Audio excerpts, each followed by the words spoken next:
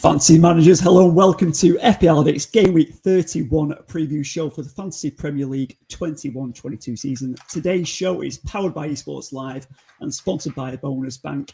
A big thanks to our sponsor Bonus Bank for supporting us and our community this season. Make sure you check out the details in the caption below. Take advantage of Bookies promotions. It's free to set up and you also receive 25% off your first premium month with our discount code. That is FPL Addicts, which is in the caption below as well. Wherever you're listening or watching and you're enjoying our content, make sure you give our video some love with a like, rating or review, as well as a subscription. And of course, me and Christopher Reed, FPL Addicts Reedy, are here live in the studio. I feel like it's been, I don't know, like 3 or 4 weeks or something like crazy. What is FPL Reedy? What is happening? Hi mate, you all right? All good. Nice little international break. Back after that, refreshed, recharged, ready to get back into FPL and ready to get some Premier League football on the go, So I'm well, thanks, bud. Well. No, listen, it's good to see your face, mate. I know we've had a couple of FaceTimes. We've caught up and Quentin knows the drill, knows how romantic me and you two are. I'm just missing the rose here. What's going on? I know a few candles maybe could have lit, set the mood, set the tone. But as Reedy said, it is just me and Reedy tonight. We have got a special guest later on in the show with Cham of the Kotu Classic, who is absolutely killing it in FPL. So we cannot wait to bring him in shortly, even though he is a Liverpool fan. So it is 2 versus 1 this evening. But yeah, guys, obviously great to be back. It's been a bit of an international break. Definitely had a bit of time off, switched off, but now we're back and we're going to get onto some questions obviously through there and do a bit of review of game week 30, which obviously feels like ages ago, and also look ahead to game week 31 because there is lots to get through. Did you manage to watch a bit of England, Reedy? Did you keep track? For my sins, I didn't, So, the international scene is, for me, it's died off a little bit over the last few years, and I'm not into it as much, especially, when there's friendlies on and things like that. More into the tournaments and the World Cups and the Euros and stuff like that, really. So I didn't catch any of it, to be honest, mate, which I feel slightly bad about. But, it for me, especially with FPL, it's all about Premier League football, and that's what kind of floats me boat, if you will. That's it. Well, listen, some managers are made for international duty and Premier Leagues. They do both club and country at the same time. Listen, if you're rolling with the Premier League this year, and that's reflecting your score. But what we'll do, we'll just bring up the share screen here now, and we'll while Reedy's sorting out what's going on in the background there. But we're going to look at just get refresh our memories with the some of the scores. It was there's only 4 fixtures in that game week 30. Listen, I actually forgot to do my team. I missed the deadline in game week 30, but we'll get onto how he calls himself a fantasy player. What's this about, part-timer? There we go. I think we literally did a podcast an hour before the deadline, a couple of hours before the deadline, didn't we? And I kind of got distracted with the good old Netflix. totally forgot to do my team. I think we did a full free hit and everything, didn't we? So yeah, you did. Obviously, we'll get onto that. But if we look at this one, so Leeds versus Wolves, Leeds coming away with a 3 points there with 3-2. I'm pretty sure that was a last-minute thriller, wasn't it? And was it a last-minute Ayling goal? Yes, it was. Ayling, it was 90 plus. Yeah. It was. You know what? In terms of the weekend and the fixtures, people expected probably a dull. A dull weekend, really. There wasn't going to be much goals. I think majority of people were certainly surprised about Wolves. It just shows how much that red card, Jimenez red card, affected the game and affected their mentality, because they were absolutely cruising, really. And that's it. Leeds just, as soon as they got a sniff, they got a goal, they just kept on going, and it ended up with a stoppage time winner from Leeds. Absolutely crazy scenes. But yeah, it was nice to get that sort of a 5-goal thriller really, for that first game. But what did you think of it? What's your thought? I mean, I don't know if you had any Wolves players yourself or whatever, but yeah, well, listen, I had Jimenez up top, so when he got sent off, obviously, I think like many people took the -2. I think he ended up on, didn't he? People captained him as well. It was a nice fixture for him, but obviously he messed up for both himself and obviously a lot of the fantasy world. So yeah, not great in that respect. But it was my only Wolves asset of kind of investing in the season. It was reminiscent slightly of the Dennis captainers. All that sort of time ago when he had a double and so on, and he got his red card and he missed the second fixture. So, really unlucky, unfortunate. I seen the tackle or I seen the replay, and I don't know unless I've missed something. I really don't understand why he got a second yellow. Whether it was really bad. I just thought it was a 50-50 sort of challenge or collision. But it is what it is. He gets a red card. He's missing the next game, and fancy managers have got to sort of either leave him on the bench or keep him. And that's a decision that I'm sure will be on a lot of FPL managers' minds coming into this game week. But yeah, next fixture, but it was Villa Arsenal, wasn't it? Yeah, Aston Villa Arsenal. I was expecting maybe Villa to come out with something a bit more than obviously Arsenal took all 3 points here. Saka scored a lovely goal. He was in my team this week, which was great. He's obviously a pretty hot prospect, and I think a lot of people have got him in their teams now. We'll probably have a look at his ownership in a second. But yeah, good result for them. Ramsdale obviously didn't play this game. He's struggling with I think a hip injury, if that's correct. So Leno came in and he did all right as well, didn't he?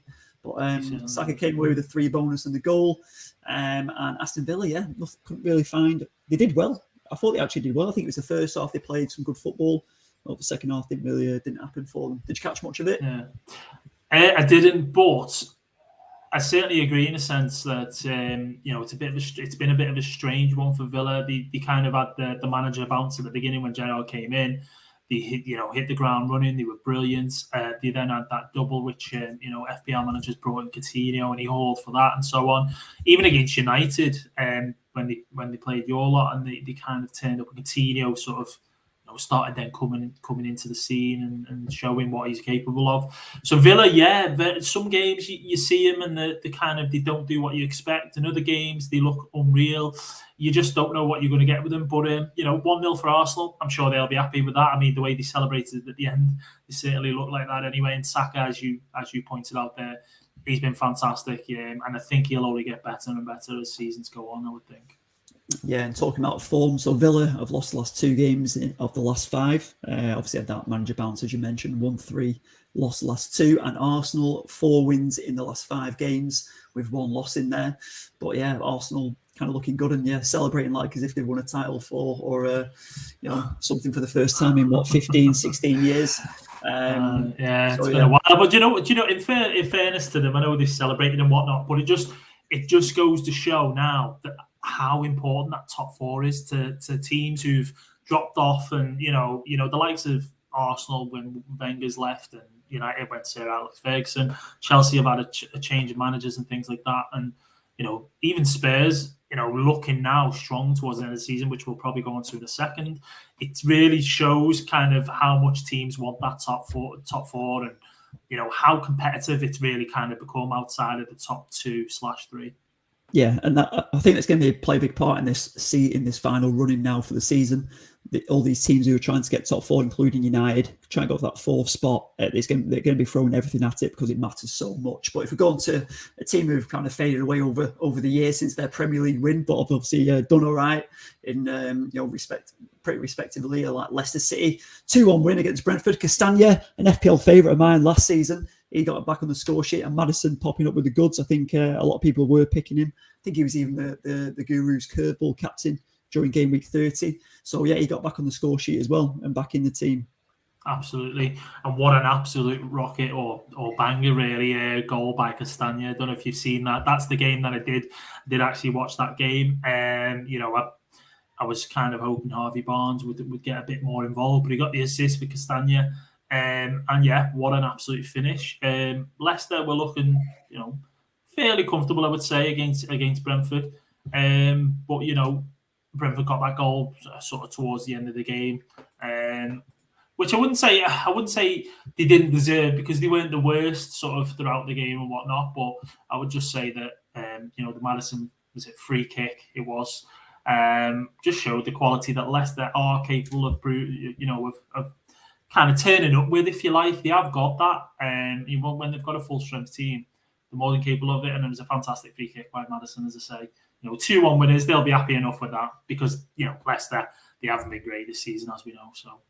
No, I'm sure Maddison's on the radar for a lot of managers who haven't got him already. Obviously playing at United this weekend, which we'll preview shortly. But set piece, he's especially like Ward Prowse, and he's got it in his locker, and he can do all sorts. So keeping an eye on him. And obviously the last fixture, the one that saved my FPL game week, Son scoring 2 goals. Harry Kane got the 3 assists.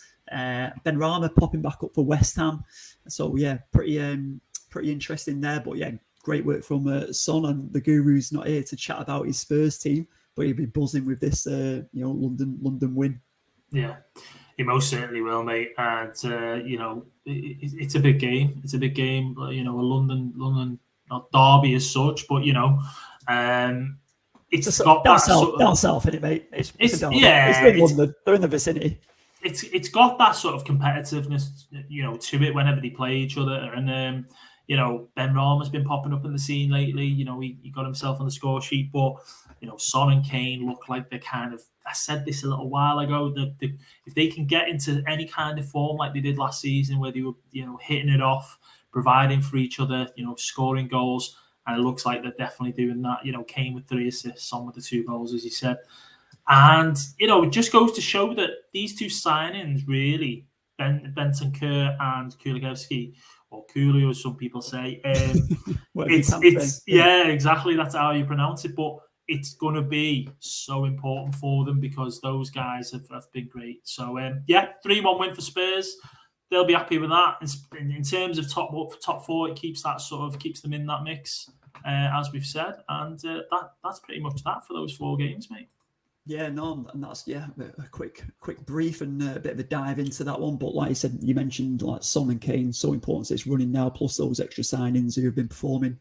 That Kane and Son double up, I'm sure a lot of people are kind of looking at it now, because if they're both on form, there's no point just having one, is there? So that's going to be something we'll chat about. But what we'll do, we'll review where our mini leagues are up to. So I'll share this one now.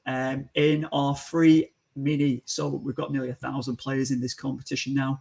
Tien, the FPL planner, who has joined us on the stream. Hey Tien, hope you're good, mate, and you're excited to get back into this final running.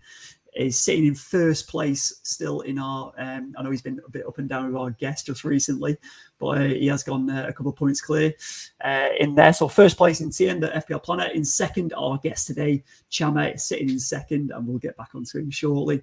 In third place, Archie McIntosh. I feel like he's come out of nowhere, Archie, in maybe the last 2 months. He's climbing up that ladder.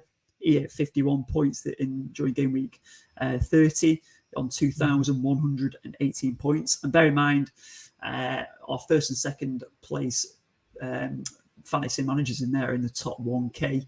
Archie just outside there in 1.1. Billy Brannigan, he's been that top 5 all season. And then in fifth place, the little fellas, Ali Bruce Ball from the BBC 606.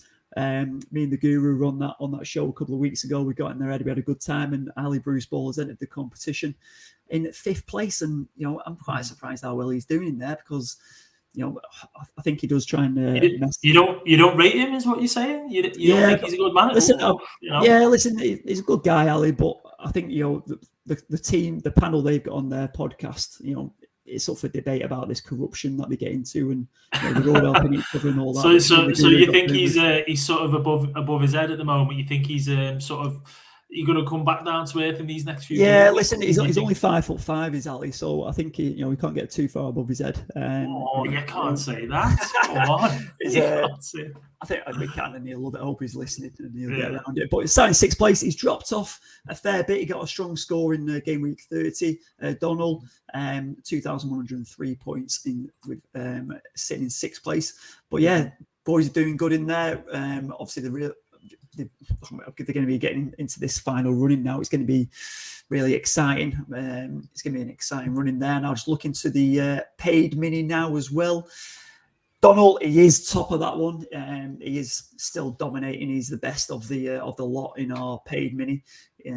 What has he used? His free hit, got his 65 points, in first place. Jordy Wilson in second, the Newcastle fan, 53 points for him, sitting in 4.3 overall. And Steve Ward doing fantastic in there in third place with 2,069 points. And your mate, Kieran King, I'll give him a mention again.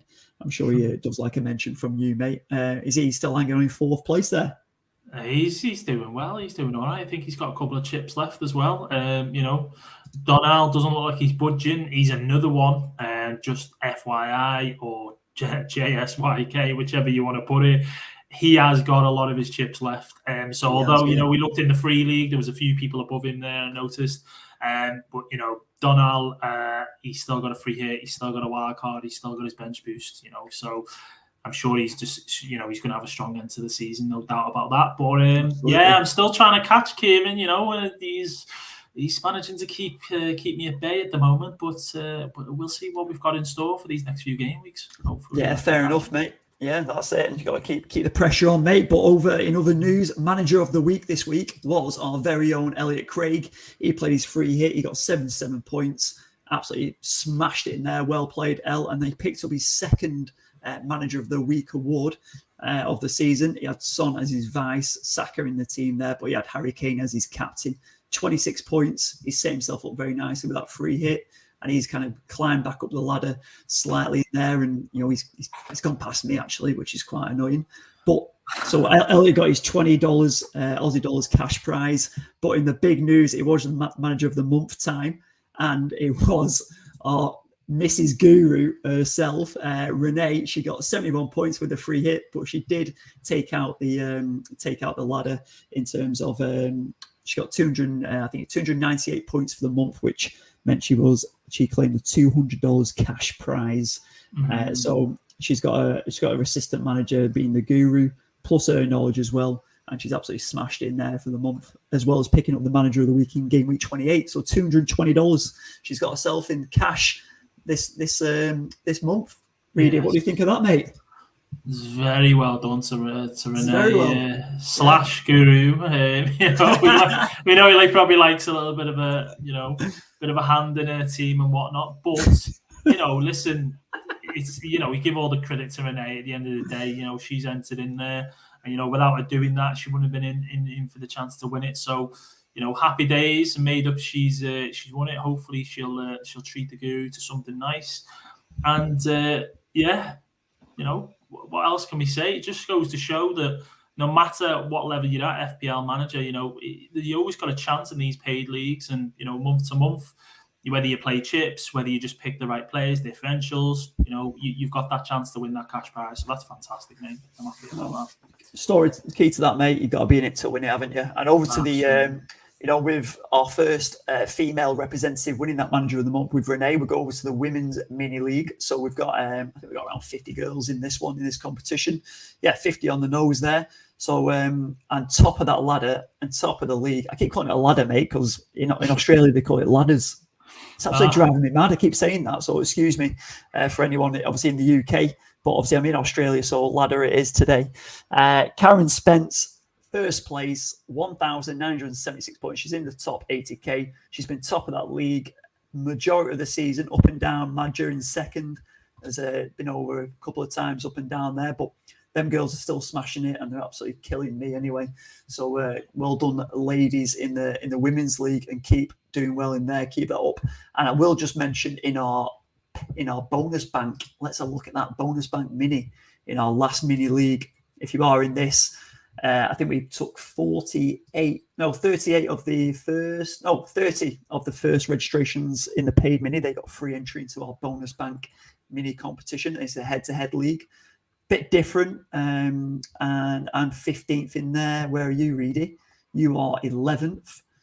You must have lost you went down a section there, mate. Not doing too bad in there. He's still in the mix, mate. But it's all about first place, and Donald is winning that competition as well. So.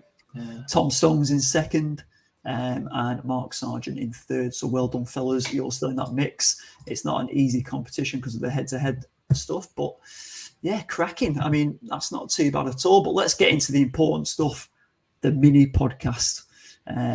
Let's have a look at this mini league in here. So Dave Watt, Statman Dave in 6th place, 54 points for him this week. Decent run for the Statman. Not seen him on here since maybe game week 4, but he's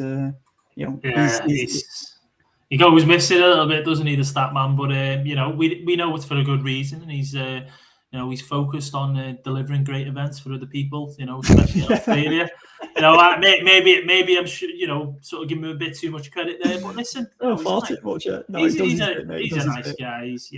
We will have him back one day at some point, I'm sure, when he's got time for us. But yeah, he's at the bottom. So, and listen, that suits me to a T because I'm second from bottom now.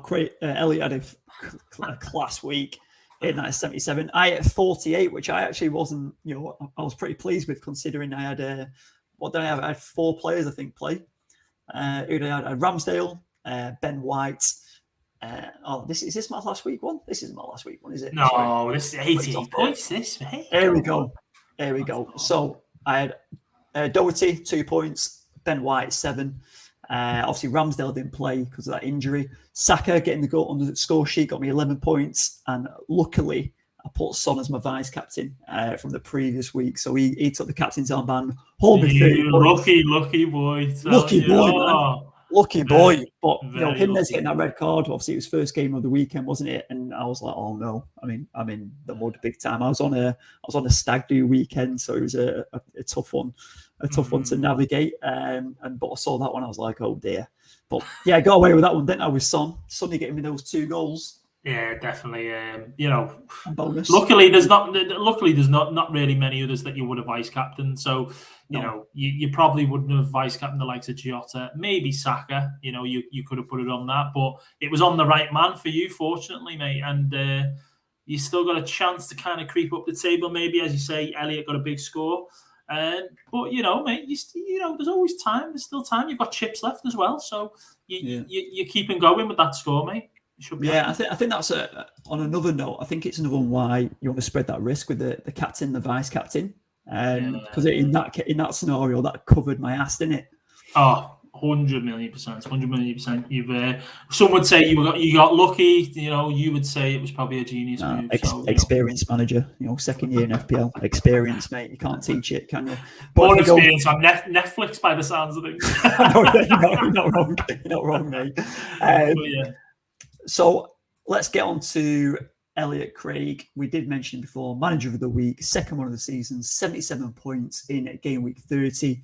He's obviously not on the podcast tonight. He hasn't been on for about 5 weeks actually. He's becoming a bit of a part-timer, is Elliot, isn't he? Yeah, he's he's contributed more than Steve Bruce did for Newcastle, I think, though. Well, just about, but you know what? He's still keen on his FPL. You can tell that with his free hit there, and he's gone above you, as you said. So he's obviously taking it seriously still and wants to kind of get up the ladder, as you alluded to. But yeah, you need to make a bit of a drinking game out of this. Every time I say ladder, you need to do a shot or something.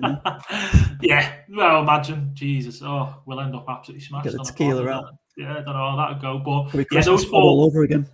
I was going to say those 4 players, Maddison, Son, Kane, Saka. He's nailed that in picking those players there. The Wolves assets, 1 point each, and Sarr as well.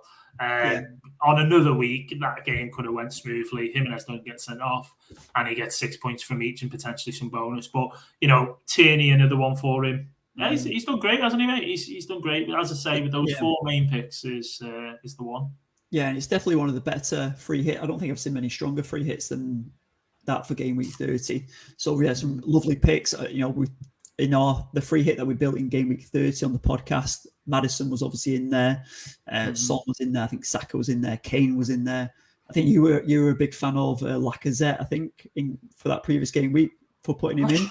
I'm not sure. I'm pretty sure you did. I feel like you did. Might have to go back to that one. But Tony was in there. Obviously didn't get the business done in that last game, but he's been in some good form with 5 goals in his previous 2.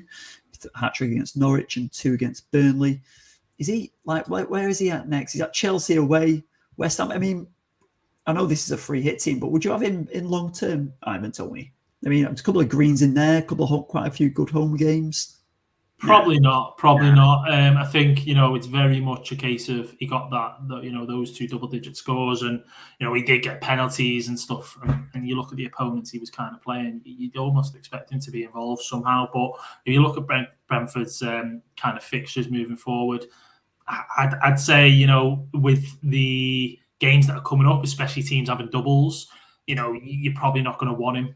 You've got the likes of Weghorst, who's a little bit cheaper, who has, I think it's 5 games in the next 3 game weeks. People are probably going to go to him if they've got Toney. So I wouldn't say it depends what other fires you've got to put out in your team. If you've got more important things, you just leave him in there. Maybe you should bench fodder. But if not, I'd say sling him. Sling your hook, son. Get him out. Yeah, fair enough, mate. And yeah, got some good points there. On to another part-timer on the podcast, Ollie Walker-Peel, one of the busiest guys I know. He's like 18 or something, isn't he? So 65 points this week for game week 30. Very good score. Didn't use a chip. Didn't make any transfers either. But he'd set himself up nicely in this game. Obviously, a couple of ones didn't go his way with Ericsson. Did he not? He didn't play. He didn't play game week 30. No, he missed out. Must have had a knock in it. But a couple of good picks in there from him. Obviously, Son and Saka, and of course the captain's armband on Harry Kane. Good picks from him and set himself up nicely, didn't he? He did indeed. He did. And you know what? Ollie's probably been a little bit unfortunate, although I am grateful for this. That Leicester conceded right near the end because, Schmeichel, Soyuncu, Amartey, all on for clean sheets, and that would have been huge for him. So he has been unlucky, but at the same time, I'm not going to complain. So yeah, but some good picks in there, as you said, Son and Kane, mainly those two. Having those two, you've certainly, anyone who's had them for that game week, has benefited, no doubt. Yeah, no, spot on, mate. So a good score from him, but on to second place, sitting 177,000 overall. God, you're doing better than last season, really, aren't you? Points this season, 1,924, 52 points for game week 30. Christopher Reed, take it away, son. What could have been, I suppose, I'm looking at. Rafinha, brought him in with wild card. I'd say possibly the worst. No. Well, the Vardy one was the worst decision. Vardy was a bad one, yeah. That was a bad one. But the Rafinha one as well. I've not even had him in my sort of team this season. And I bring him in and get nothing from him. So yeah, he missed out obviously in that Leeds game. And then the likes of Lacazette, Coutinho not getting me many points. I brought in Harvey Barnes over Maddison. That's another one. But I was fairly happy with it because on a blank game week like it was, 52 points. It's pretty solid. It's pretty decent, to be fair. The Wolves assets conceded, so that went out the window for me. And the same with Spurs and Doherty, West Ham scoring. But I'm quite content with that, mate. It keeps me in the mix, 177k. I've been bouncing around that sort of 100 to 200k for the last few game weeks. It's so frustrating. But it just goes to show how close it is still. You know what I mean? It's literally a case of 5 to 10 points can fly you up the ranks and so on. So that's my aim, to keep pushing, mate.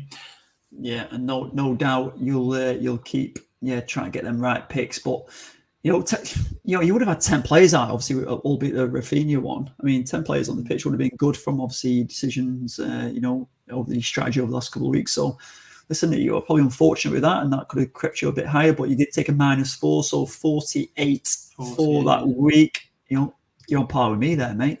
And I didn't even manage my team that week, so a bit embarrassing for me. No, I was on par, but don't forget, you forgot and left Son as your vice, whereas I don't even have to look after my team. Like, it just does it for me. Do you know what I mean? I've set it up so well. Well, you say that, but the average was 28. Yeah, don't forget. Yeah. So you've got way above. Yeah, way above, mate. So we all know.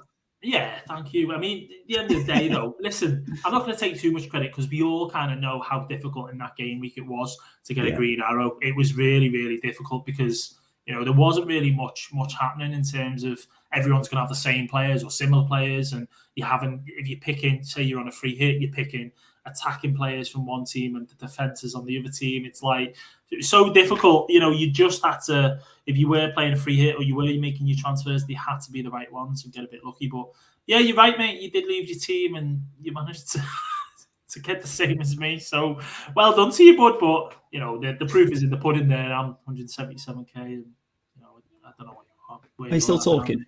I don't know where you're at, mate. I don't know where you're at. That's what I'm saying. Right, anyway, let's get on to the Guru's team. He's not here tonight. Obviously, we can slag him off a little bit. So, yeah, 39 points. Terrible score from him. No, only joking, Matt. Obviously, he's some of the things haven't paid off for him there. Unlucky with the Martinelli one. He didn't play. Because, I thought he was going to play that game. But then he wasn't. He didn't make the squad, did he? Son, the captain, great choice there. Unlucky with the Wolves back three. Cause I didn't see that. I thought, like we said earlier, I thought Wolves would get something out of that game versus Leeds. Didn't really see Leeds coming away with 3 points and so many goals as well. But Ted Lasso managed to make it happen for the Leeds team there, didn't he? And obviously Coutinho, bit of a quieter game, and Danny Ings quiet as well, just getting the 1 point in that game because he only got 8 minutes on the pitch. Yeah, that was actually weird, wasn't it? Because he started with 2 up front, hadn't he? Gerrard as well. Watkins and Ings, he looked quite good with the 2 up top, and was it more of a diamond midfield, wasn't it? But he kind of went with that 4-3-3 in that game. Exactly, yeah. And I don't think, from what I've seen this year, with Villa, when they played the 2 strikers and Coutinho behind, they seemed to benefit from it a lot more. So, great, yeah, they did look good in the games with them. That's it. The fact that he's changing it up and maybe putting his 4-3-3s and stuff, bit of a strange one. Maybe it's a tactical thing. Maybe it's for the opponent. That's the reason he's doing it. But I just want to allude to quickly Kilman there for Wolves. Really unlucky with that one. I think a lot of FPL managers, a few weeks back or a couple of weeks back, were saying that he's nailed out of all the Wolves defence apart from Cody, of course. But Bolly came back in, and it looks like Kilman's kind of been put to the side a little bit. So yeah, we'll see what happens for the remainder of the season with him. But yeah, low score for the Guru. Thankful. I'm thankful for that, obviously, so I can maybe make some ground on it. Yeah, do you fancy your chances doing that or what? Oh, I got close to him. I got close to him not long ago, and yeah, that Vardy one killed me with wild card and all that sort of stuff. So I've got ground to make up, but listen, there's plenty more to play for, and it's not impossible. That's for sure. Yeah, obviously we're in game week 31 coming up. Plenty of games to play. Have you got a strategy coming up, Reedy, for next? Have you got a bit of a strategy happening? I've got 2 chips left. He's only got 1, so Is that what you're relying on? You're just relying on the chips? Not necessarily, but that's going to give me, a boost. That's for sure. Just depends when I play those chips. So we'll see, mate. Listen, I don't want to blow my trumpet too much because it kind of with egg on my face. But yeah, I'm excited to try and catch him. That's for sure. All right, fair enough. Well, what we're going to do now, we've got plenty of content still to come your way, guys. We've got our guest section next. We've got the game week preview, and even though the Guru isn't here, we have got his Guru section, so we're going to discuss that along with our guests when we bring him in. But yeah, lots more to come, Reedy, and a few little discussion points of what to expect. But we'll be back right after this.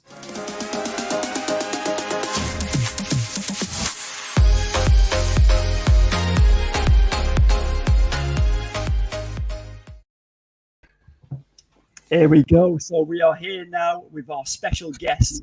He's 686 overall in the world. He's absolutely flying. He's second in our FPL Addicts free mini league. He's not doing bad at all. He is a Liverpool fan. That is the only bad thing I've got to say about this guy. But the Coating Classic Chama is live in the studio with us here right now. Chama, how are we, son? Hey Jack, what's up, guys? I'm so happy to be around with you guys, and I've been looking forward to joining you on your pod. Of course, I'm a keen follower of your pod, especially when I'm commuting. It's a nice pod. I really like the way you do your pod. It's really fun to be here today. I'm really excited. No, brilliant, mate. It's an absolute pleasure to have you on. And like you said, we know you're a keen follower, and you jump in our YouTube and you're in the comments and you're always checking in. So listen, thank you so much, firstly, for all your support, and obviously, secondly, delighted to have you on the pod. And we're excited to get a bit of your advice today and your opinion and seeing what this next couple of weeks is like, because me and Reedy have got absolutely no idea what we're doing. Me neither, guys. But Reedy, any thoughts on that, mate? Yeah, I mean, listen, I know, like we all pretend we know what we're doing, but oh my god, after this international break, and if you do take your foot off the gas or your eye off the ball a little bit, it certainly does prove difficult to get back into it. But it's there's a lot of time to do that sort of and get consumed by content and all the the press conferences and so on. But listen, welcome to the pod, Chammer. Fantastic shirt first and foremost, mate. yeah.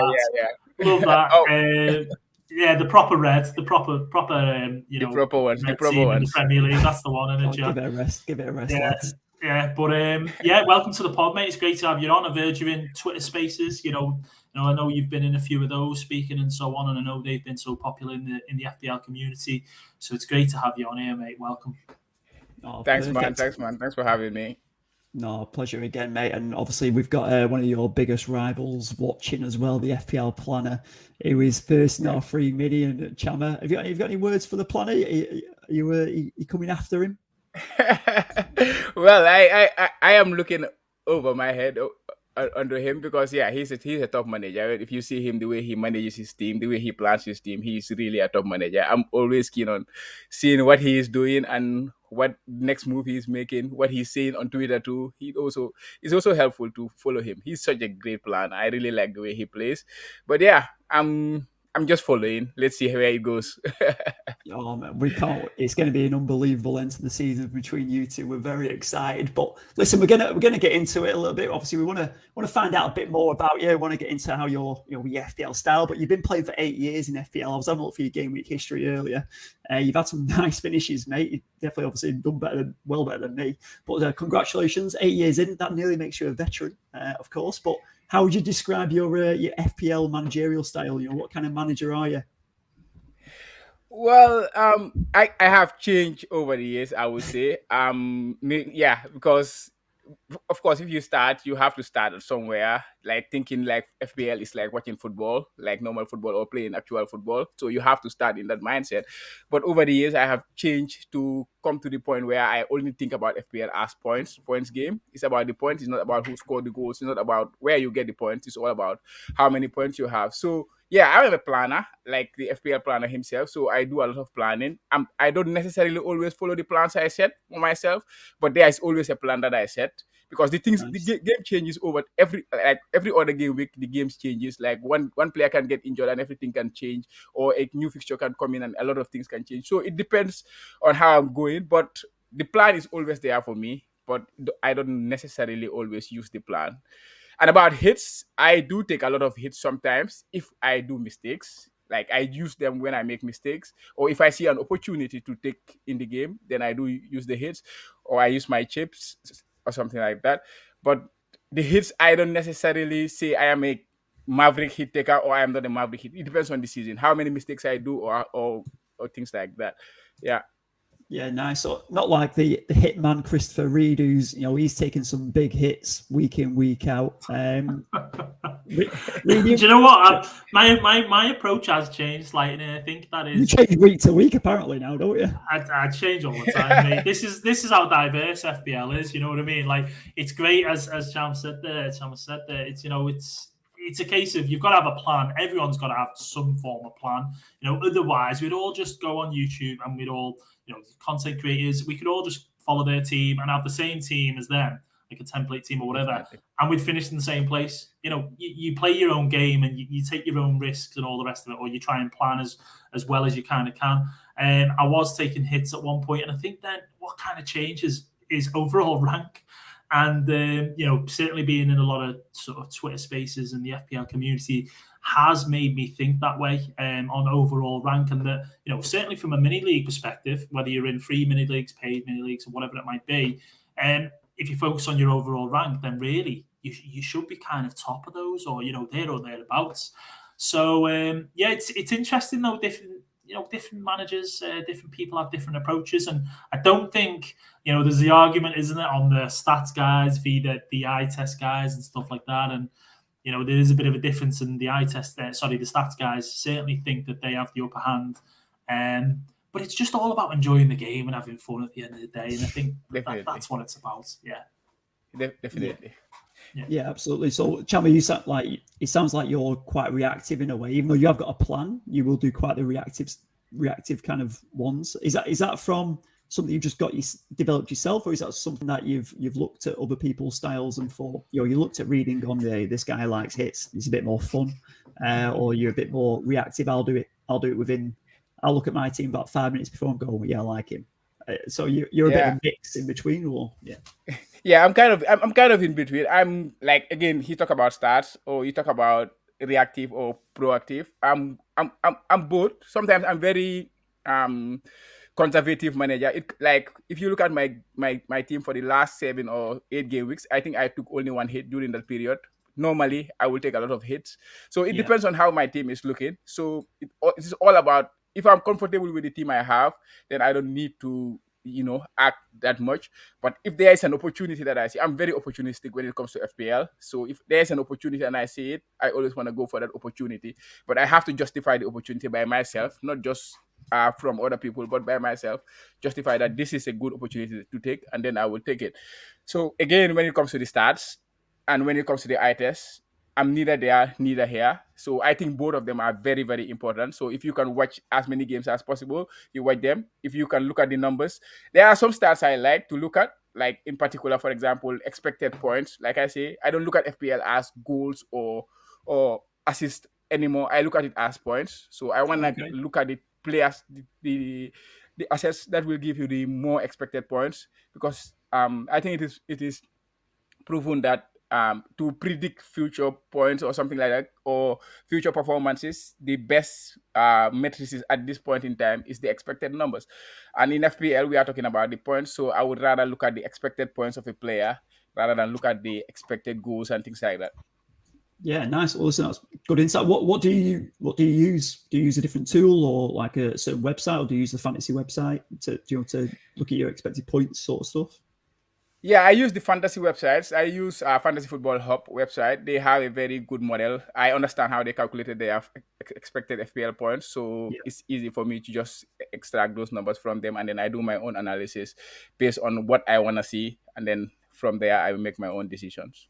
Yeah, beautiful, mate. You got a couple of fans on the show here, man, like Chama from Gerard Blel and Vladimir Jensen, Badman Chama. Got a couple of fans there, mate. Here we go. And can you debrief your season so far versus previous seasons? Yeah, this season, something that I did very well was about the start of my season. I think over the past few seasons, I have always been that manager who starts the season not so well, but as the season progresses, I become better and better. That is usually my trend in terms of FPL. And also when it comes to captaincy, I used to be a little bit lagging behind when it comes to captain. But captain was not somewhere I really had strengths on.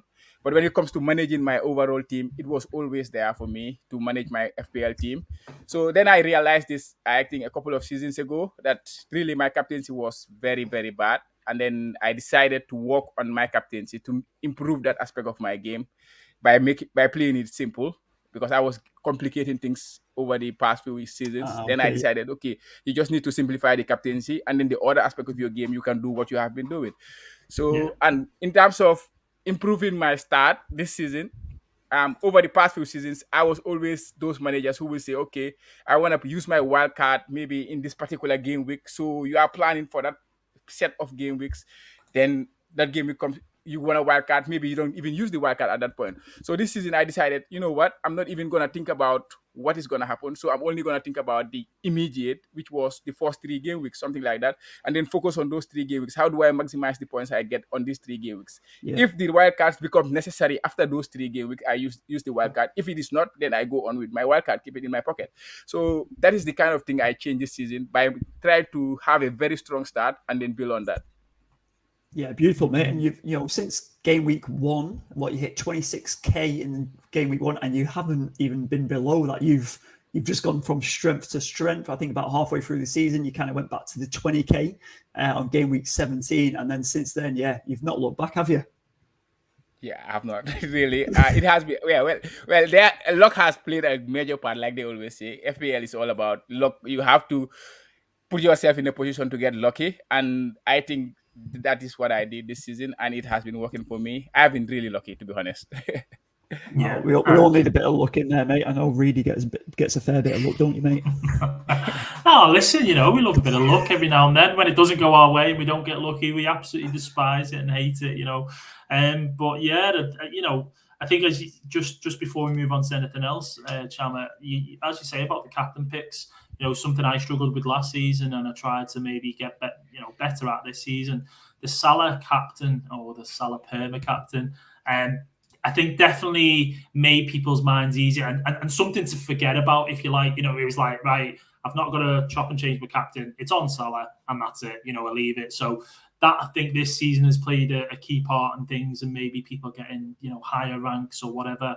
But, as Jack's just said, it's quite easy to fall down in a game week by a substantial amount in rank. You've got to then sort of think about what are you going to do the next week to kind of get back up or even get even further than that, and you've done phenomenal in doing that, mate, as Jack said.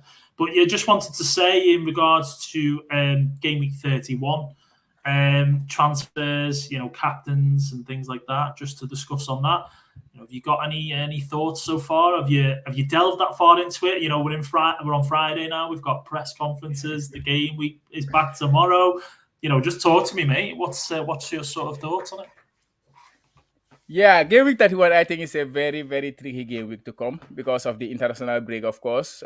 Salah would have been a very easy captain for everybody this game week, and I think many will go with Salah. And I would not be surprised if I go with Salah in the end of the day, but I will leave it late for me, personally. The fact that Liverpool are is going to play the first game of the week, maybe we may know if he starts or not, maybe. So I want to know that because I'm a bit worried because of what happened with him in the international break when he went to Senegal and all those things. So he's not going to go to the World Cup and things like that. So it's a bit tricky for me on that regard. Trent is out, of course. Maybe I think he should be out. Is he? Do we keep him? Do we sell him? These are the sort of talking points that we're on about. In terms of keeping Trent, I'm not gonna touch him because I kind of build my team in a way that I have a lot of value in my squad. Yeah, I was going to say that you've got is it 107 mil you've got now, your team value? 106.4, I think he's got. Yeah, right. Yeah, so you got a big value team. Yeah, so you're not looking to lose any of your big assets, really, have you? Yeah. Exactly. So I can bench him and I can afford to bench him. So, and also I have already used my bench boost.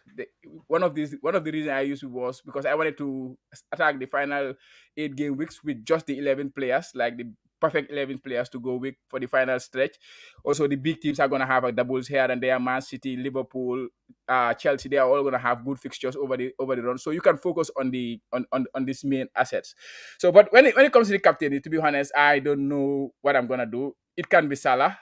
It can be even Van Dijk, to be honest, because Trent is not available. And I think Liverpool will keep a clean sheet. And if Salah don't start, I will just give it to Van Dijk. No, fair enough. I mean, it's a strong setup. I mean, obviously, Reedy, you're going to be back in that, the Van Dijk and Salah assets, aren't you? You like a bit of them. I do. I brought in Van Dijk myself, and I think he's definitely a good pick. People are looking at Chelsea assets though in their fixtures, and that's what's going to be tricky. Sort of if you've not got a wild card, it's going to be tricky. Kind of getting all these players in that you maybe want, but not selling Trent. I think it's a better decision, not to sell him, and you might as well keep him, especially with the value that's tied up in him. You sell him, you've then got to buy him at that high price and so on. I got him out of my wild card. Wish I didn't, So I think it's definitely wise to keep it, especially as well that you've kept Salah. Will he be in the right frame of mind? I think he's more than capable of banging a hat-trick against Watford. We've seen what he's done in the past and so on. So yeah, I like it. So you've got how many transfers have you got in the locker, Chama? You got one? No, I just go. I have one. I took a hit last game week. Actually, like I say, I'm an opportunistic type of manager. I went with 2 Leicester players. That was Fofana and Iheanacho. I know it's crazy right now. If you look at it in hindsight, it was a crazy one to do. yeah, Iheanacho could have easily scored, I think, in that game. He had a big chance and he created one chance that Leicester should have scored. So I felt unlucky there in Iheanacho. But because of Vardy was out and Daka was also unavailable, it was almost written that he was going to start that game. And if he starts against Brentford, you were going to say you were going to say guaranteed then, weren't you? No, not guaranteed. You will back him to start, I would say, Yeah. Well, so yeah, and I know not many managers were gonna go there, so I see that as an opportunity. These are the kind of opportunities that I like to take. And with Fofana, it was all about, maybe I was a bit biased, like because he played the midweek in the European Conference. He scored a goal, and he was buzzing, So I was expecting him to come back into the team because they're gonna have the international break and things like that after that game. But in the end, he did not start. So it was one of those ones I missed, but I am happy with it going forward. So yeah, nice. I think like the natural one is probably a great shout. Obviously, his ownership is so low as well. And what a differential that would have been if he'd hit and we know it takes that luck, as we've mentioned, and that could have been huge payoff for you. And obviously, and kept you and got those vital points that you needed. So not a bad shout at all. Obviously, in game week 30, you got burnt by Jimenez. But I'm looking at this team. Obviously, we're discussing a few transfers for you now, possibly. I do notice there's like a Manchester players in there. Obviously, Manchester City. I can't see one in there. Is there any plans for any Manchester City assets? Yeah, definitely. I'm just gonna wait for the Liverpool fixture to get past, and then I will be fully on Manchester City. I have my targets on City. I had like 3 City players in the last few game weeks. I had Laporte and Cancelo, but because of course the double game weeks, like I say again, opportunity comes here. I want to attack the doubles, so when I wildcarded, I just get rid of all the Man City players. But of course, they're gonna come back, and possibly game week 33 is when I pencil to bring them back in. Yeah, perfect. I suppose that's kind of we've got obviously a few more questions for you. I mean, a few teams and assets that are on your watch list for the listeners who you're looking to bring in, either immediately or, you've already alluded to bringing those City players back in. So I'm guessing they're going to be on there. But what other players are you looking at or teams to be keeping an eye on? Yeah, of course, it's City, Chelsea. These are the 2 teams really I am really targeting when it comes to the running. For my team personally, I would say, because I'm focusing on the 11. So at Chelsea, Reece James is the obvious one, and Kai Havertz, he's doing really well right now. But I really like Mason Mount too. He's doing really well.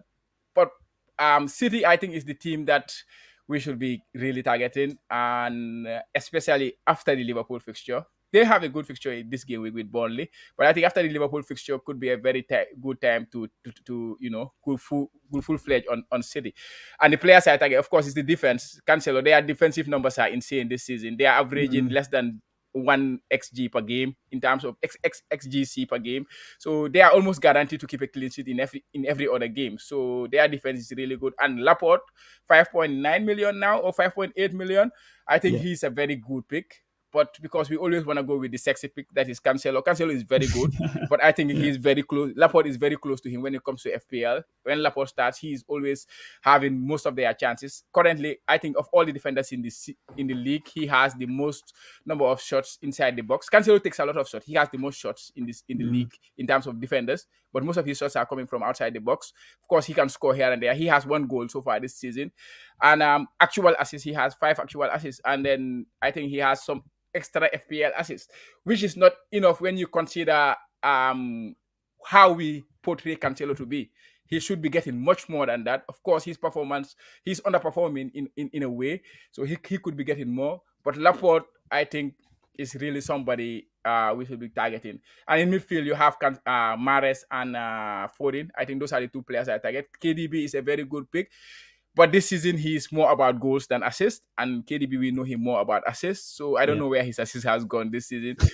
But Mahrez is really good. Mahrez is a really good pick. After Salah, he's having the highest number of expected points from the Fantasy Football Hub, like over the course of the season. So if he starts, of course, that one, everyone knows that. Mahrez, if he starts, he's a very, very, very good pick. So if we just can predict what Pep is going to do during that period, it's going to help. But those 2 is... Yeah, beautiful. So you're bringing in the Man City squad for your next couple of game weeks, which sounds like a good play. Possibly three will come. Beautiful, right? Okay, yeah, nice. And listen, it's not. I'm sure a lot of fantasy managers are looking that way as well. So it's definitely ones that I'm going to look into as well. I'm looking at that. But going back to something else, I wanted to ask you. I mean, game week 32 to 38, we're on the final running now. You must be getting the sweats every day about this now because you've got a real chance of winning this. Like FPL, the whole thing. You're 686. How are you gonna this strategy? You talked about City players. You talked about maybe taking 3 games at a time. But how are you gonna win FPL? You've got a chance. Well, I think it will be very tight for me to win now. It's very difficult, but yeah, at least I'm close. I'm in the top 1K right now, so if I can get into the top 100, that will be something that I would target. So maybe I'm planning on how to do that. And currently, I still have my triple captain chip, but there is not a very good option to use the triple captain after that game week 26 when I decided not to use it on Salah. So right now, like I say, is about getting the big boys. That is the Man City boys, the Chelsea boys, and then the Liverpool boys. So for the running, especially for their double game week coming in, Liverpool, I already have the triple Liverpool players, but I wish I had the robots, instead of Van Dijk. But still, I still feel Van Dijk is a very good pick. So the running is just about getting the top picks from the big teams, and then see where it leads me to. So, but in terms of strategy, it's just about focusing on the 11 players that I have now. I don't have any headaches of my bench boost. I try to build a squad for the bench boost and things like that. So I just want to have a very strong 11 to go for the running. And I think as well, you used your. I noticed you used your wild card chip in 26 instead of the triple captain, didn't you? So I know you still captain Salah, which no one in their right mind wouldn't have done. But how did just to kind of say that you've got that triple captainship left now, and with these games that are left, it's almost like you've got to kind of pick the right time to use it now. Do you regret not using it then, or do you think, because you did amazing, by the way, 130 points on that wildcard team was amazing. Brilliant. So do you regret, though, maybe not using it then, or do you feel happy now that you've got an opportunity at some point to, utilize that triple captainship the best way you can? Yeah, regret. I don't think I regret it because I think I look beyond that. That was the next 4 game weeks. The points did not come as I would have expected, especially the free hit in game week 27. I used the free hit. I got very because it was a low scoring week, so the free hit did not work well. So the free hit I was not happy with the free hit points. But overall, the strategy to use the wild card instead of use the triple captain, it was a very obvious one for me to do. Because when I checked, when I weighed the 2 options, I realized because the triple captain at the end of the day, it's just they have the extra points. Salah scored 28 points, so the triple captain has had the 28 extra points from Salah. Of course, it could have been more. Salah could have scored way more than that in that game week. But even if it had gone to 30 points or 35 points, if I triple captain Salah in another game week where he gives me 20 points or 10 points, something like that, 10 points, which is 30. So I'm only losing about 18 points at the end of the day because I captained him anyway. So I'm only losing 18 points. So what do I get during that period when I do the wildcard? And how do I set my team to go all the way to the end of the season? Yeah. So all those things were important. And I did not regret it anyways. I think it was the right play for me. And it should, my rank improved.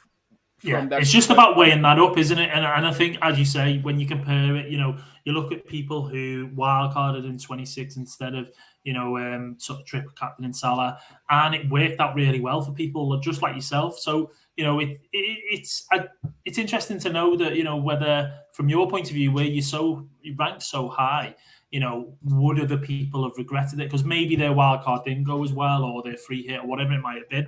So I think the way you've explained it in terms of having a plan or having a reason behind you doing that certainly it justifies it. So yeah. Thanks for that, mate. Yeah, listen, Spawn. Excuse me. So much good information and insight. So in depth, Chama.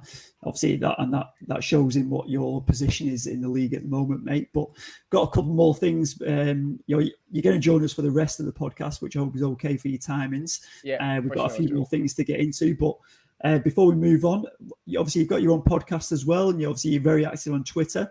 Where can everyone find your content, mate?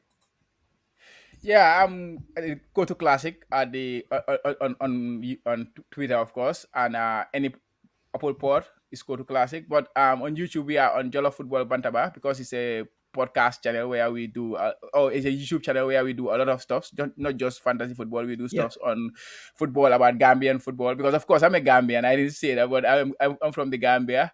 And we were buzzing during the African Cup of Nations. It was our first time going to the African Cup of Nations and things like that. Yeah, so yeah, but I'm currently in Japan. But anyways, yeah, so you can find me on Jollof Football Banter. No, where else would you be? Where else would you be in Japan? Unbelievable. We'll have to find a bit more after the podcast what you're doing in Japan. Yeah. But, so that's obviously if you want to give Chatmer a follow, make sure you jump on Twitter, get on the Code 2 Classic podcast, plenty of football content on there, not just FPL as well. And here's a couple of quick fire ones for you as well, Chatmer. We've got some questions on here now. We've got on this one from Quentin, CR7 and Sancho, yes or no for bringing them in? Yes. Oh, could be United assets. Especially Sancho. Yeah. All right, perfect. I was looking at Sancho actually, so that gives me a bit of confidence. Next one. Would Maddison be a good option versus United? I will not do the transfer. There's I will not do like, oh no. Yeah, I will not do the transfer. I will not do the transfer because of their other priorities, of course. But yeah, I would not put it beyond him to score against United because United they concede every time. It's another one of those, isn't it? If you brought him in game week 30, you keep him in. If you haven't, don't bring him in, isn't it? Yeah. All right, here's the next one for you. Would you wildcard this week or next? If I had the wildcard, yeah, I'm usually the one who wanna use the wildcard and then have a long-term view. So I think if I had the wildcard now, I think I would be tempted to use it this week more than wait till next week. Yeah. I like that answer. Next one, Maddison or Barnes? I presume that's for this game week.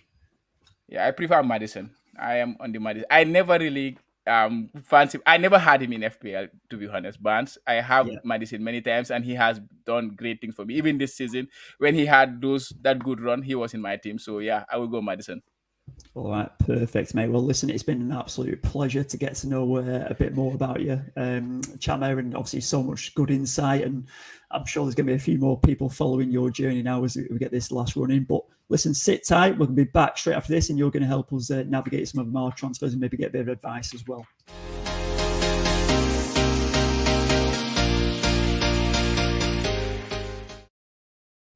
Okay, guys, we are into this next section now. We're going to be doing our own kind of captains and transfers.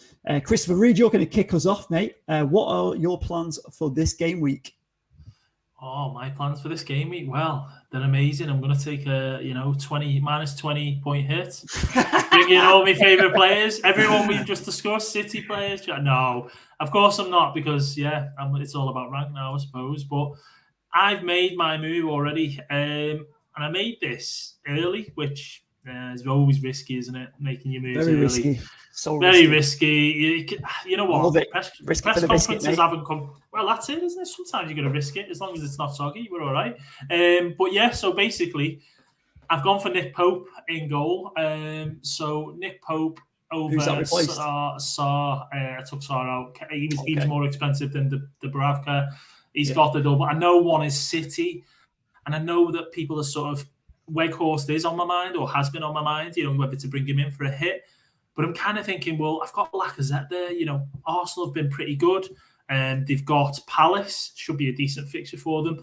And it's that whole thing of falling into a double game week player. That trap of, you're thinking, oh, they're going to score big. But they've got City. I don't see Weghorst scoring, but I do certainly see Pope potentially getting bonus points, from saves. He's going to have potentially a lot of saves to make.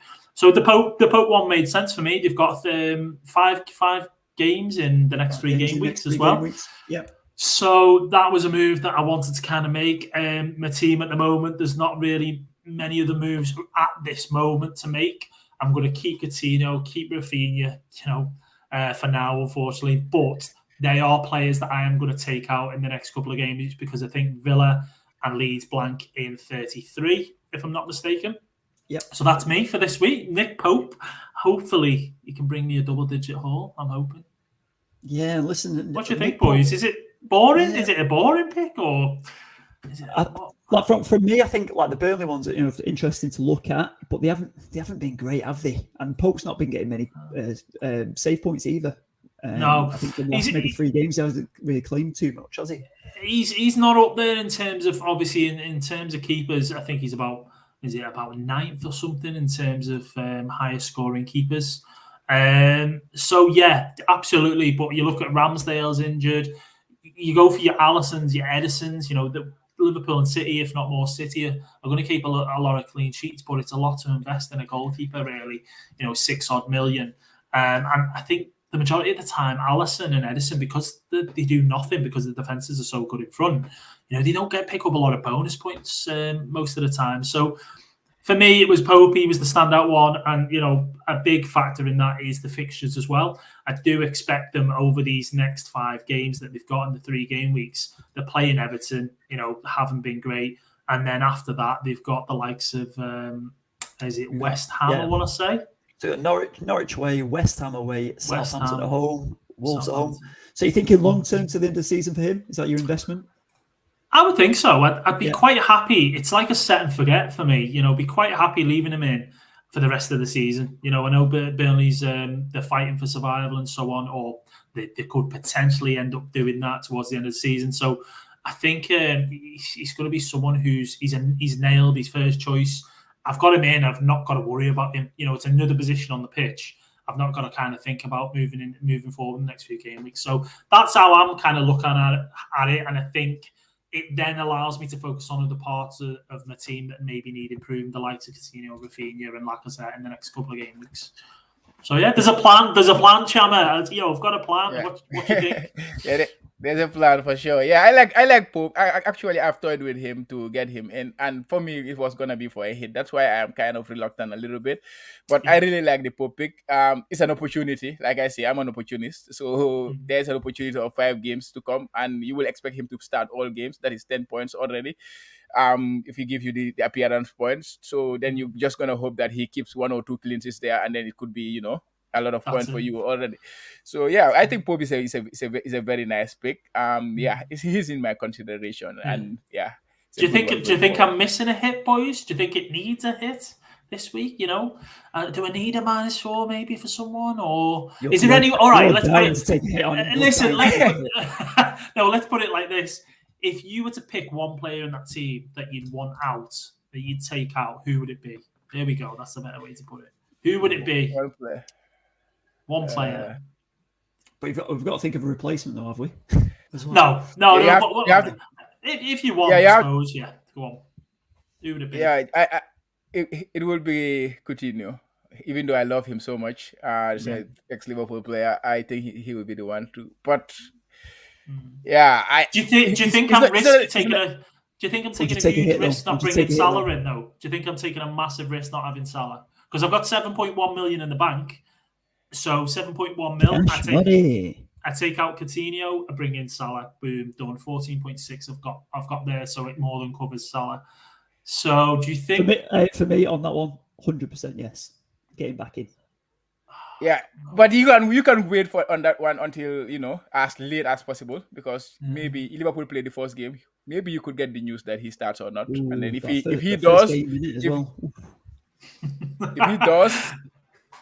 does, then you have to do it. Yeah, I think that's the move. Coutinho to Salah. Yeah, because you will need. But yeah, if he does not start, then you can forget about it. I think you can do without Salah. I did without him a few times this season. I did without him a few times. Leicester, and when he came back from the AFCON, I didn't have him. So yeah. Is it awesome. So if he brings him in, takes the hit and he doesn't start, is he still okay? Do you think? If he brings him in, so he brings him in, but then randomly he doesn't start. No, that's not okay. So you have to be sure that he starts, man. You have to be sure he starts. You need to guarantee. And do you know what? It's a case of looking at the press conferences today, see what Klopp's. I'm telling you right now, Reedy will take him out and bring Salah in regardless. It's either Rafinha or Coutinho, and I'll be completely honest with you. If I was to pick one of those two, it would be Rafinha over Coutinho, just because I think Villa, depending on what team they play against Wolves, and Wolves being leaky, Coutinho against Leeds and so on, I'd probably go with Rafinha out and Salah in. That's the move I'd make. So we'll see. He could do it against Tottenham as well. Coutinho, he could score against Tottenham very easily. Yeah, definitely he can score. Of course, he's a top player. But I think Rafinha too is a very good pick. Especially the next two fixtures they have. They are playing one of the Leeds fixtures. Right? What is it? Southampton and Southampton and Norwich. Is it? Watford. Southampton. Watford, yeah. Yeah, Southampton, and then they blank, and then they play Palace. After what? After the Watford, they got Watford as well. Yeah, so it's a good fixture for them. Plus, Chandler's got him in his team as well, so that's why he's backing it up. All right, fair enough. But I love the guy too, but I think he's a very, very good player, and he's a very good pick. Now Bamford is out again. Penalty is guaranteed. Yeah. I know we don't think about penalties a lot, but he's got 9 goals this season, and I think 4 of them were penalties. So Leeds can have a penalty, and Rafinha will be the one taking them. Any set piece is on Rafinha. Yes, he has underperformed massively this season in terms of he should have got much more points than he has right now. But he's a top pick, I think, and especially those two fixtures. Southampton has been very bad defensively. If you check their underlying numbers, they have been very bad defensively. They are a good team, to be honest. The way they play, I love the way they play too. But defensively, they are not doing well. So I would expect Rafinha to get something from there. Yeah, I'll get rid of Coutinho, to be honest, for me personally. Food for thought, boys. Thank you. I appreciate that. But, some food for thought. There you go. Off 686 in the world, Reedy. You better listen up, mate. All right, so the next one, Reedy, we'll move on to my team and we'll get a bit of advice and we'll destroy my team and then we'll get on to captains. Let's have a look at this one, boys. So this is my team as we know it at the minute. Obviously, I've got the flag on Ramsdale, Trent, as well as Jimenez. It's not looking too healthy. Obviously, I played the free hit last week. Did I play the free hit? No, I didn't. I forgot to do my team last week, and it ended up pretty decent in the end. But this is what I'm left with. Still some good fixtures. Still got my Tottenham assets in there. I've got my Liverpool assets. Obviously, I've got. I need to get Jimenez out. I did want to bring Kane in. I was looking at a wild card as well. So I've got quite a few decisions to make. I want to get rid of Willock. I'm quite happy with that midfield 4 of Son, Salah, Jota and Saka. Obviously, he also got a couple of goals on international duty. Is he nailed on for Liverpool? Listen, I've got 2 Liverpool fans in here, so I'll get some advice. Is he nailed or not? No. Only Salah is nailed. Only Salah is nailed in the Liverpool attack because they have a lot of options. Salah is the nailed one. And even this game week, I will not say Salah is nailed. So there is no nailed Liverpool assets in this coming game week, to be honest. Minamino's going to get a start, is he? Possibly. Don't go that far. Jesus. But Salah's. I agree with Chama. Yeah, like you say. I think Salah's nailed, Mane's nailed, and then you've got Trent and Robbo, Van Dijk, Alisson, and there you go. That's as far as I go. Yeah. Probably even maybe Henderson, Fabinho. I've just named the whole team basically. Yeah, you've seen the whole squad in here, right? Chama, your thoughts on this, mate? Wild card, yes or no? Do you reckon? Is this team need wild carding? Yeah, go on. Say it, Chama. You're thinking it. He's thinking that team's actually give him a second. He's just trying to digest it. No, I don't think so. I don't think so, to be honest. If you have the wild card, I don't think you need to use it. So Ramsdale and Foster. I know that's your problem right now. Ramsdale and Foster. Yeah. Maybe you can focus. Well, it's a difficult one. It is tricky, right? Let's focus on Ramsdale. So you keep Ramsdale. Who are you going to replace him with? Who are we going to replace Ramsdale with? For me, it's Pope, but it's Pope. Yeah, for me, let's have a look at this one. Yeah. Let's have a look and see if we get Pope in here. So put Pope in. Then your other problem is probably Jimenez after your keeper. I need a striker. So I wanted Kane in, but I didn't know if I was just being a bit greedy about it. So I was thinking either Weghorst, of course. Going on here, where is he on here? So let's just have a look at him for now, because obviously I've not got much cash. Would you take a minus 8, Jack, or not? Of course, I love, mate. I love a hit. Yeah, I love a hit. Come on, so how much funds would Jota give you? I don't think it. If I take him out. Still. Well, yeah, you wouldn't. Yeah, 17. Yeah, I could get a 5 mil midfielder in. So let's just have a look forwards. Let's get Kane in, right? And then a 4. Yeah, but Jota for this game week, I think if I had him, I would keep him. Like Jota, killing him. Yeah, I would keep. I would keep him for this game week in particular, because he wants Kane. No, Chama, he wants Kane. Is he nailed? So nailed. I think we're talking about this season. He's not nailed. Yeah, but for this particular game, I think Klopp will start him. Mm-hmm. I think so, because Mane and Salah both played 120 minutes in the AFCON qualifier or World Cup qualifiers. They're coming back, the Champions League, and then you have City. You have the Champions League. You have City again.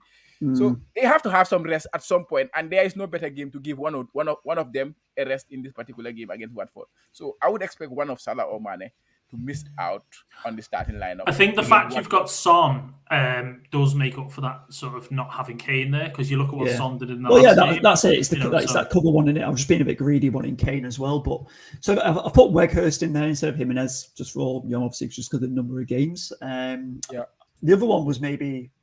Is anyone looking at Antonio? Is he a good one to be looking at? Take his name out your mouth. Do not mention him. he literally Ollie Watkins. He was an asset for 3 game weeks. First 3 game weeks of the season. Exactly. You can have him then. Antonio. I don't know. I mean, I think you've obviously got 2 low budget forwards. But I mean, Antonio versus Everton. Everton are terrible, aren't they? Yeah, but I feel like you Brentford and Burnley that follow. 3 good fixtures for him there for West Ham. He's just not on it though, is he? And are they still in Europe, West Ham? Is that right?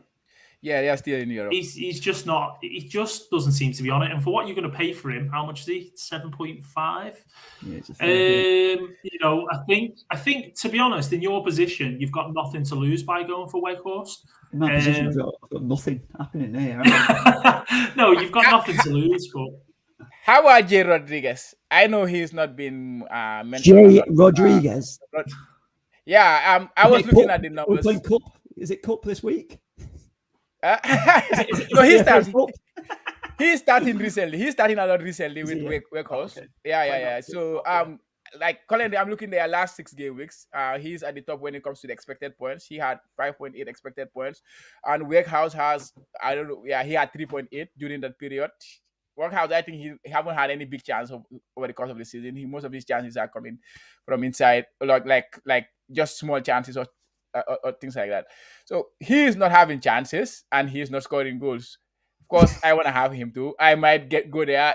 Even despite that, I will go there maybe, but I'm not really fancying him to score goals a lot. Yeah, are you trying to get me relegated? Or are you trying to improve my team? I'm trying to. Yeah. Let's go Weghorst for now, right? So I've got 2.3. I've got 2 free transfers this week. So I've made 2 transfers there. So my starting lineup, want to be obviously Trent's not going to play, so I've got maybe White, Cancelo, Doherty, Son, Jota, Salah, Saka. So that's a 4. Would you start Willock or would you get rid of Willock for a -4? Would I take a 4? What would I have there? An 8. I've got 80 million in the bank there. It's not bad. You could bring in Havertz potentially. Kai Havertz. Is he? So this is a discussion point we've got on here tonight, right? I wanted to chat about Havertz. Are people bringing him in? Is it a good move to bring Havertz in? Is it, are people being misled? Obviously, he's got Champions League. How is that going to look? Is it a trap to bring him in or not? It's one or 2 ways, I think. I think it could be a trap, but essentially, I don't want to use that word essential. Sorry, I'll rewind a little bit there. But effectively, you could be jumping on to someone before everyone else does. I know his ownership's not, it's not the highest at all in terms of midfielders. Certainly not. So if you jump on him now, you get those points. I think he's got, as you said, it was Brentford, wasn't it? And then he's got, after that, he has Southampton away, and then they've got a sort of a tricky-ish fixture against Arsenal. You never know. but he's more than capable of scoring in all those games. It's a toss-up really between Havertz, Mount. They're a couple of kind of guys from Chelsea that you'd want, but Havertz is the one on everyone's lips at the moment. What do you think, Chama? What do you think? Do you think he's a bit of a in the mud sort of player? Or, no, I think he's. I think he's a very good pick because Lukaku is no entity now for Chelsea. He's just a bench option. So Havertz, they need a striker, and Havertz is the one who's playing there. And if you are playing in one of those teams, Man City, Liverpool, and Chelsea as their striker, and you are a midfielder, I think we have to take notice of that. They create a lot of chances, and Havertz is going to be the one who be at the end of the chances. But I wanted to say something for Jack. If you are thinking of going that up to -8 right now, then why do you want to keep your wild card? Do you still have your bench boost tip? I wanted to ask those couple of questions. I've got my bench boost. I've got a free hit, I think, and I've got a wild card. Yeah, then if you are going -8, why would you want to keep the wild card? Because the season is almost ending. It's only 8 game weeks left. So that's what I'm saying. That's what for me, I was going to go wild card anyway this week. That's what I was thinking. Yeah. So I was just going through how many essential moves I kind of needed to make. If I could get not essential, key moves. It can't be essential. Key big moves. Essential. Nothing's essential in FPL, but I mean, I can do a mini wild card with 3 transfers and just take it at -4. And that team as it is now is -4. If you just quickly though, in regards to wild you have card, 2 transfers. I've got 2 free transfers. He's got 2. But if you look at the wild card, go down to the fixtures a second, Jack, and you just show Chama there. If you show game week 35, game week 35. So you go down to the fixtures and you skip to 35. I was saying to Jack, Chama, I don't know if you agree, that for me, if he's going to use his wild card, I feel like this would be the best week because he's got a free hit, he's got a bench boost. Now, a lot of people aren't sort of always keen on using a bench boost after a wild card, but you can really benefit from it. So if you look at the fixtures that he's got and he uses a wild card game week 35, he's got obviously Liverpool, Newcastle, Villa, Norwich. He's then got City, Leeds, Chelsea, Everton, United, Brentford. There's so many good fixtures. And if you go to 36, Jack, which as we know, Chama, is a double game week, there's going to be loads of double game week fixtures. He's going to have those City players in his team, his Chelsea players, possibly United, Arsenal even then play Leeds. I just feel like he's going to benefit more then. And he's got 2 free transfers now. He could use those, not have to take a minus, or even just take the -4. What's your kind of view on that from that standpoint? Yeah, I agree with you. I didn't know he had the 2 free transfer. I was thinking it was 1. So with the 2 free transfer, I will not use the wild card. It makes a lot of difference to have that extra transfer. And I think game week 35 is really perfect for the wild card because you will know everything what is going to pan out by then. The fixtures will be out, so you will have the picture in front of you, so you can pick any player who you will be guaranteed he will be playing. And the Champions League will be more clear, the teams who are out and things like that. So I think 35 is a very good. The only downside of it is you only benefit from it 2 or 3 game weeks ahead. But it's not a problem at the end of the day because if your team is looking good, you don't need to wildcard. You can play FPL for the whole season without wildcard, without using the wildcard, as far as your team is good. So it does not matter if you even wildcard in game week 37 and then use it only for 39. It means your team has been good. So, and right now your team is looking good with the 2 extra free transfers. I think game week 35 really got it right. It's the best time to use the wild card and then maximize and have a very, very strong finish to the season. I'm liking that advice, mate. And that moves us swiftly onto our guru section. He's not here this evening, so I'm going to go through what he's provided us so we can all have a think on what a bit of feedback on this. So 3 teams to watch. We've kind of mentioned these already, but going into the game week, Manchester City, Liverpool and Chelsea, 3 top teams in there, and obviously the assets that exist within them. We're all aware of them. We're all fully across what these assets can do. Cham has already alluded to the likes of Mahrez, Laporte in there, and obviously in Liverpool we know, even though the players aren't maybe nailed, apart from maybe Salah or Jota guaranteed maybe, but the likes of Chelsea, we've just mentioned maybe Havertz in there. Likes of Mason Mount, Reece James. I think he was another discussion point that we need to kind of maybe look at as well. But they're the 3 teams the Guru's looking at. 3 differential players. Now, a bit of a surprise one in here.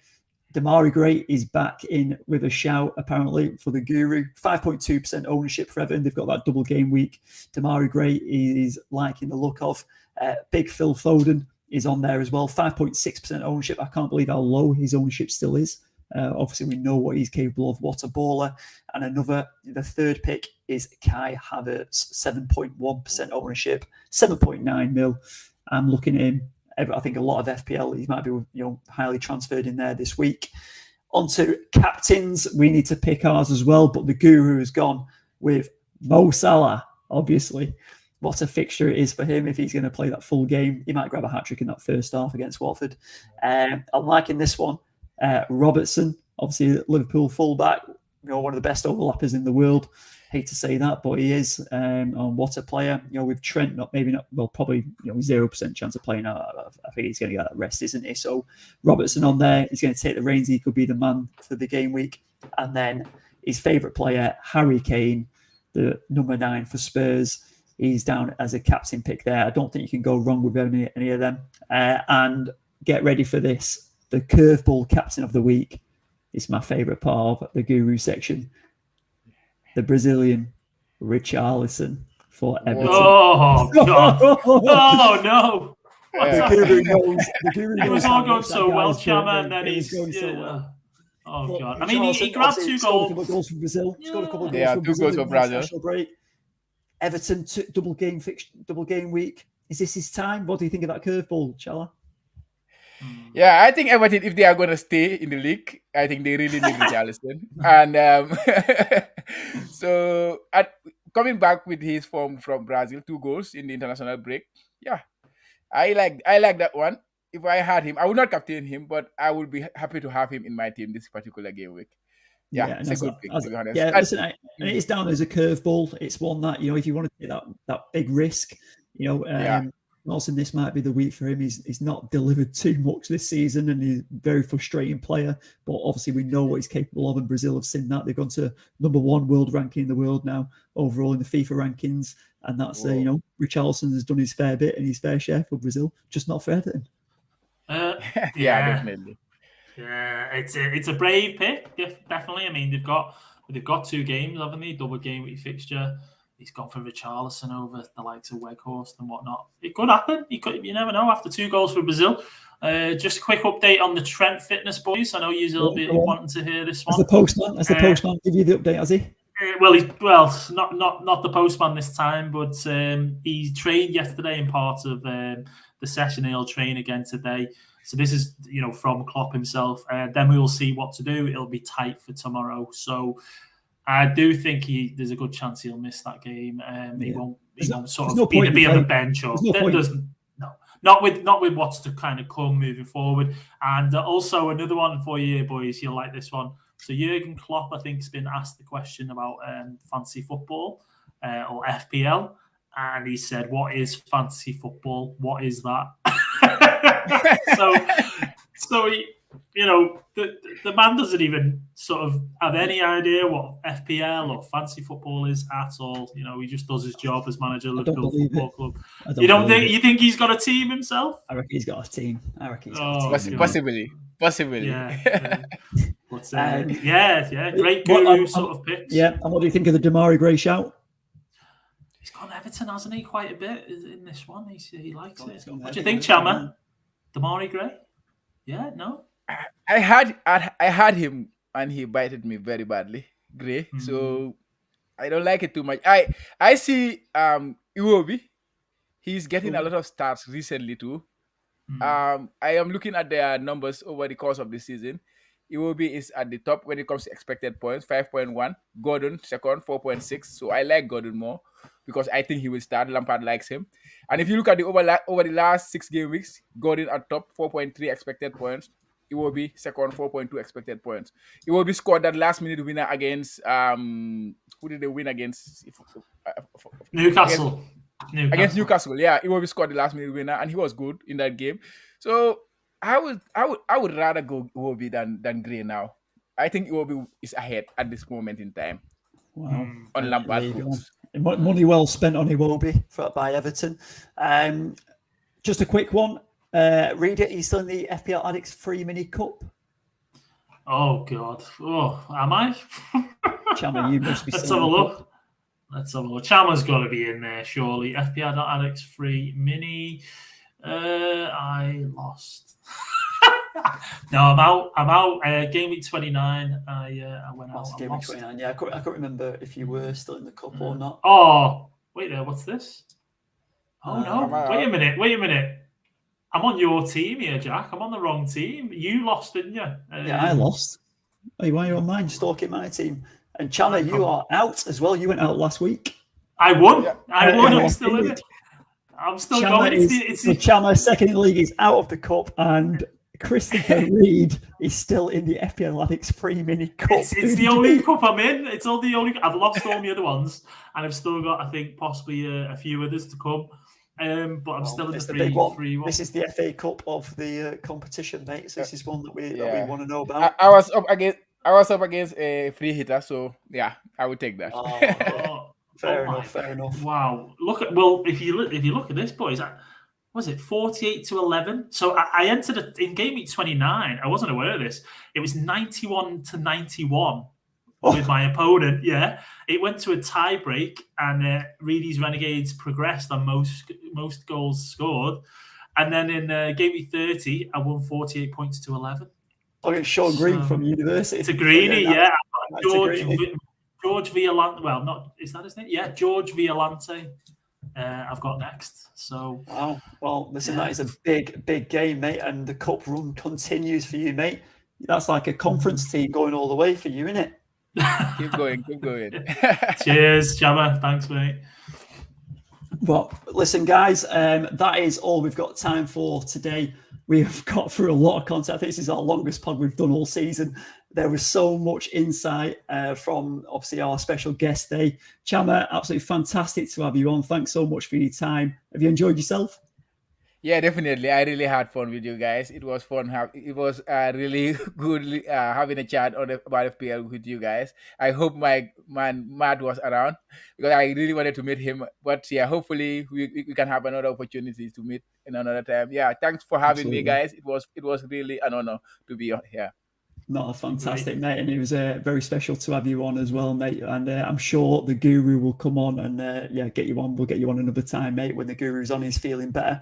But he is in the clinic today. He was 50-50 for tonight, and he just didn't make it, a bit like Trent for the weekend. But guys, we're going to wrap up there. Really, thank you so much for being co-anchor tonight. They're great in there, mate. I'm not going to listen to any of your advice, but well done. And listen, thank you to everyone else for listening. If you love today's podcast, make sure you give us a like on the YouTube channel, hit a subscribe button, and thank you if you're new here. Make sure you get in the comments, and we'll get back to you as soon as we can. But that brings an end to the Game Week 31 preview show. Keep an eye on the FPL Addicts YouTube channel, Twitter streams for all extra content and chats. But until then, may all your FPL dreams come true, and we'll see you for Game Week 32. May all your FPL dreams come true. Take care. See you later.